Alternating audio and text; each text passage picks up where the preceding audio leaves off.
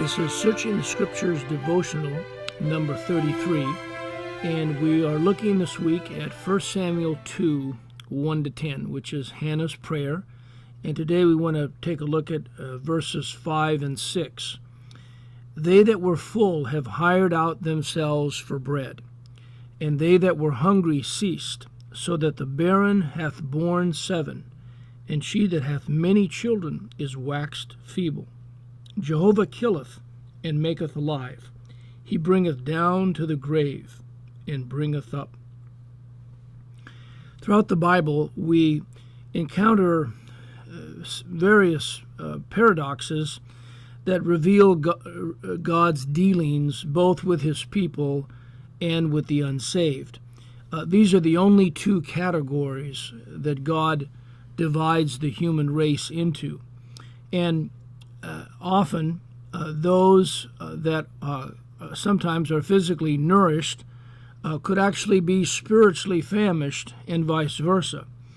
Not always, but the point is that in Matthew 4:4, God says, "But he answered and said, It is written, Man shall not live by bread alone, but by every word that proceedeth out of the mouth of God."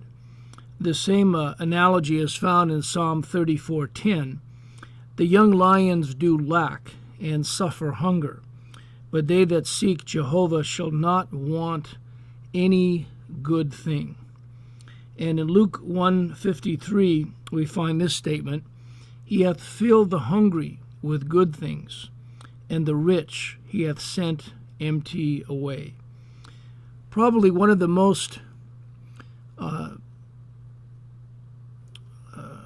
predominant pictures of this is in the story of the account of the rich man and Lazarus in Luke 16:25.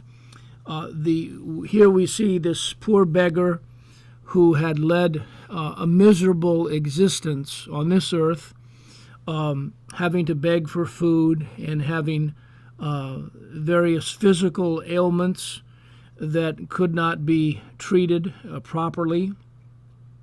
And yet we learn that when he died, he went into Abraham's bosom, a picture of heaven. And the rich man who had everything that this life can offer, yet when he died, he finds himself in the grave, which is the essence of hell.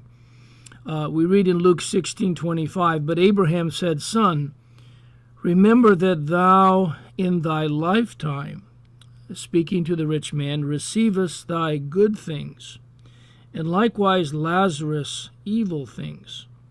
But now he is comforted, and thou art tormented."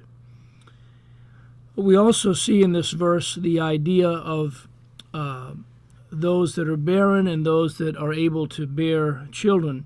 The inability to have children was a very, very difficult burden to bear in biblical times, as we learn from 1 Samuel 1:6 regarding Hannah herself. And her, that is Hannah's adversary, the other wife, whose name was Peninnah, also provoked her sore for to make her fret, because Jehovah had shut up her womb.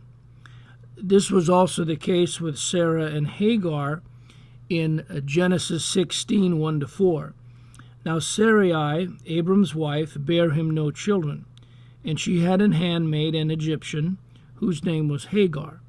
And Sarai said unto Abram, Behold now, Jehovah hath restrained me from bearing. I pray thee, go in unto my maid. It may be that I may obtain children by her.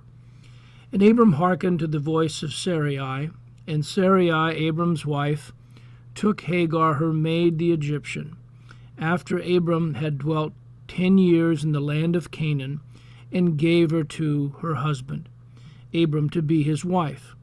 And he went in unto Hagar, and she conceived, and when she saw that she had conceived, her mistress was despised in her eyes."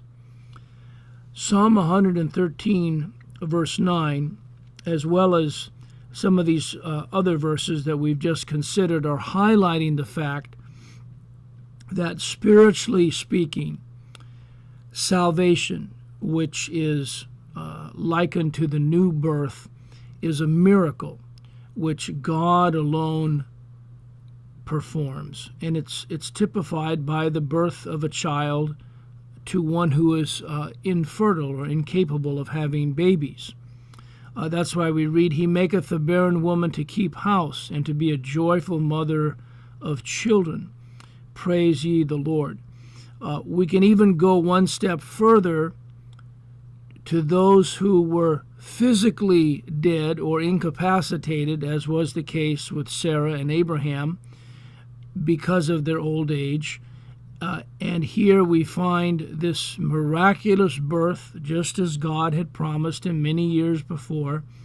And we read in Romans 4:19, "And be not weak in faith, he considered not his own body now dead, when he was about 100 years old, neither yet the deadness of Sarah's womb." And it's this idea of life coming out of that which is dead, which is a picture of salvation. And we also see this reiterated in 1 Samuel 2:6 in the phrase, "The Lord killeth and maketh alive. He bringeth down to the grave and bringeth up." And this is the power that God has, not only over physical life and death, but it's that power to raise a dead soul from the grave to spiritual life. And of course, one of the greatest pictures of that is the raising of Lazarus from the dead, as we read about in John 11. And because of that, we see that God specializes in these occasions. For example, with Abraham and Sarah, where it was absolutely impossible for them to have a baby. And yet, through the miracle, through the power of God, through his creative power, he was able to bring about the birth of Isaac, because he would be the promised son that God had told Abraham many years before. You're going to have a son. It's going to come forth out of your own bowels.